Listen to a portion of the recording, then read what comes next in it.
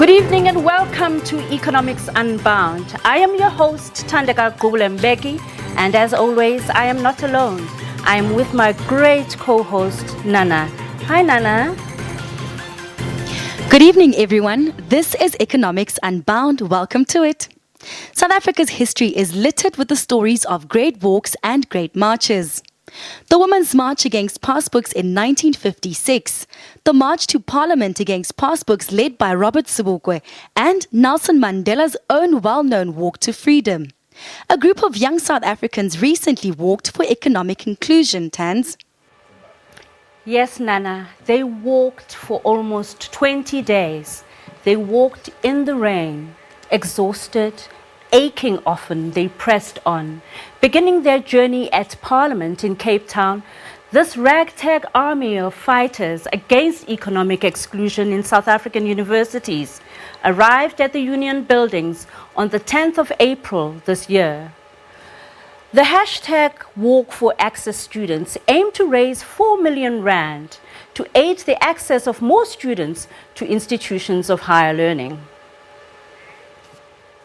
Tans, these students make me proud, but it's sad that millions are excluded from entering or graduating through the hollowed halls of South Africa's often fine institutions of higher learning. The World Bank says out of 60% of black South African students who arrive at universities for the first year, only 15% graduate. It says that this is due to the huge inequality in society and the education system. Research also shows that the post-apartheid education system is racially and class-based. Oh, Nana, what would you know about apartheid? You are a born free, are you not, Nana? Tandega, I do know that the Fees Must Fall protest movement was a class struggle. Not a struggle not to go to classes, but a struggle against those elites in society. The upper classes gain easy access to the social and economic benefits of an education, while the poor face financial and economic exclusion from higher education. It was the poor and working class students who drove the protest, and all students of all races and classes joined in later. But it is clear that it was a class struggle. Education is unequal at all levels in South Africa. Well, Nana, you surely know the issues of your generation. Nana, you said something about the World Bank.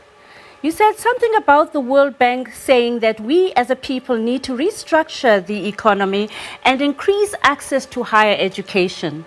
Well, the bank also says that enhancing South Africa's socio-economic inclusion through increasing equitable access to the country's tertiary institutions in a weak economic environment such as we're in will require comprehensive improving of the country's post-school education and training system.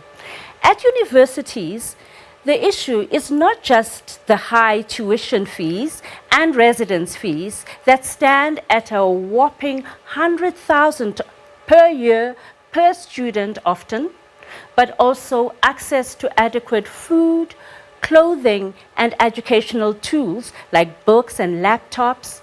It's a huge challenge for students and parents of meager means. Now let's listen to this short insert about this.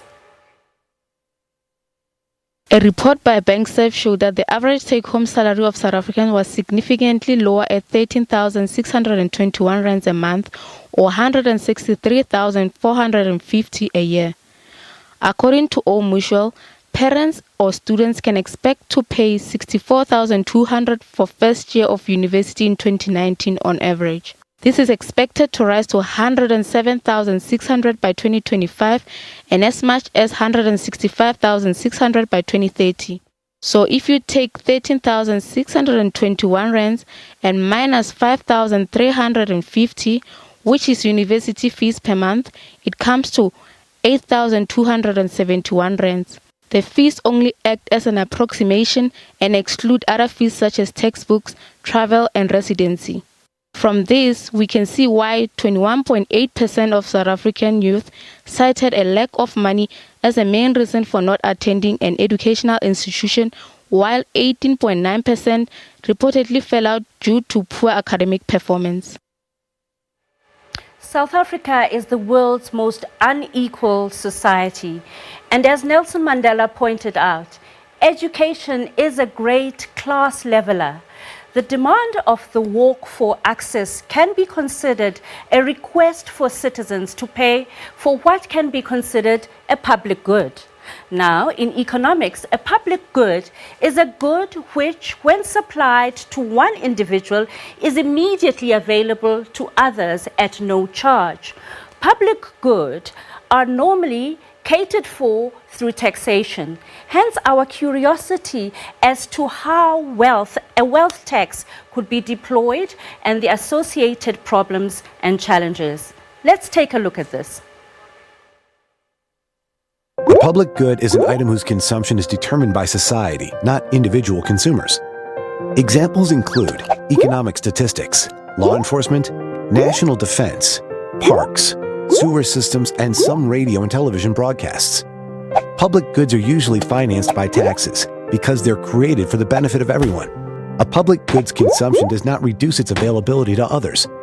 Economists divide public goods into non-rivalrous and non-excludable categories.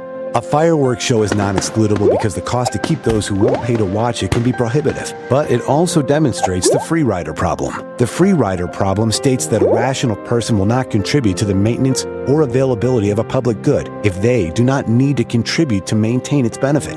A non-rivalrous public good may be consumed simultaneously, but many without diminishing returns. In our fireworks show example, if the show charged an entrance fee but was still visible to people who chose not to attend, the free riders watching is non-rivalrous. The show's value isn't diminished when they choose to watch it from afar. Well, we will interrogate all this further with our panel of guests after this short break. Now stay with us, don't go anywhere.